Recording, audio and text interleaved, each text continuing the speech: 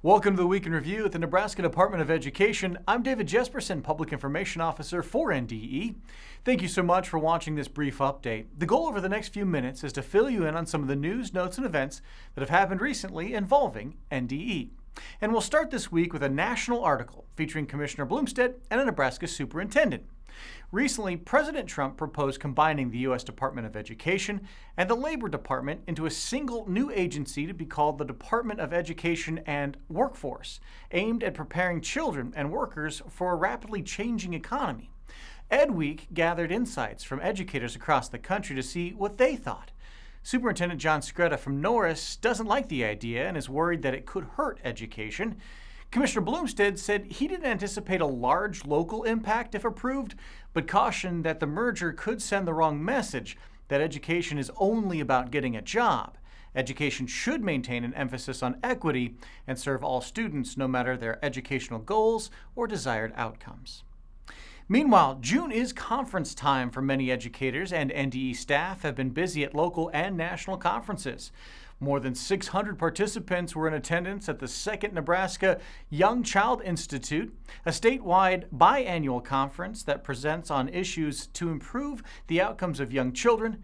The goal is to address the needs of young children and their families, from prevention to intervention.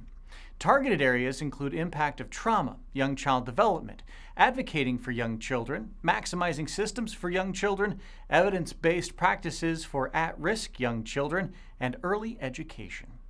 Several NDE staff also attended the State Collaborative on Assessment and Student Standards, sponsored by the Council of Chief State School Officers. The program aims to encourage and facilitate state collaboration on assessment development and implementation issues.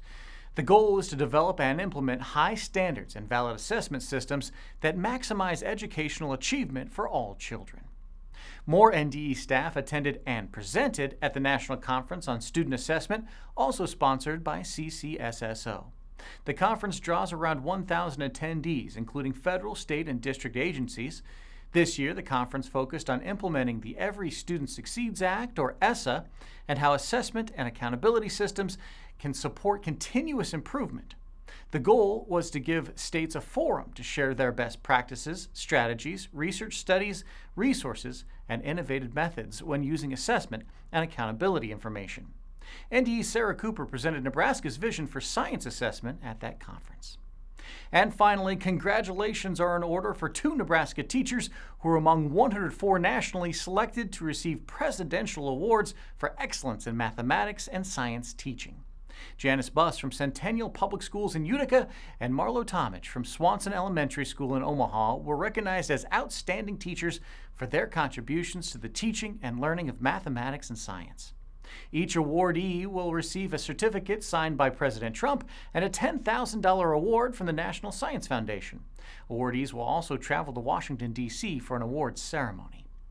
Thank you for tuning into this Week in Review. We'll see you next week with the latest news from NDE.